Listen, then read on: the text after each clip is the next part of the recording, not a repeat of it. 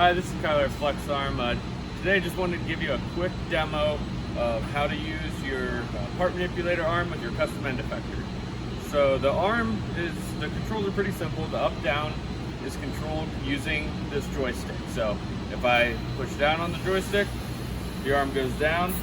As I push up, the arm goes up. And you can kind of feather that to where if you just have the joystick slightly going, we'll go slow, or we'll go a little faster, we can go faster. And same on the way out, like slow, or increase that. As far as the gripper open close, so it's currently in the closed position. All I have to do is flip this lever and it opens and it stays open. I flip it back the other way, it closes. So a quick demonstration of picking up one of the stators. Get over the part, come down through the stator bore, get to the top of the windings where we have the plastic on the fingers. Go ahead and open that gripper. Come up. Now you can rotate it to align how you need it. Now set it down on a different surface. Go where you need to go.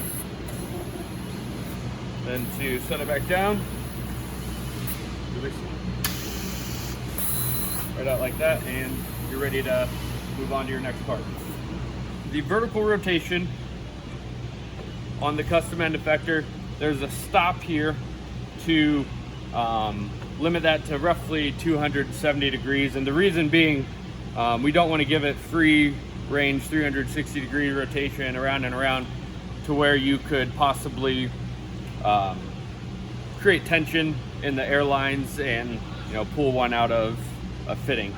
The arm will maintain position and the gripper will maintain its position if air pressure is lost. So I'll kind of show you what that looks like if for any reason during the operation you have a loss of air power. So we'll lift it up here, then we will disconnect the air, and as you can see, we don't have any supply anymore. The arm is still in that position, and the part's still gripped securely on there.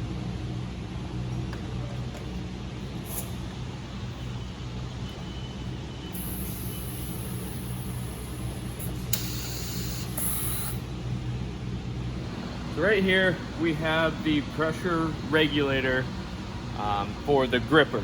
I have it set at about 40 psi. That's what I'd recommend for lifting these stators. When it goes too far above that, you don't need more force. This is securely held. We've done the testing on it, and the heaviest stator, it holds securely. So anything above 40 psi is just going to cause more wear and possibly damage to the stator.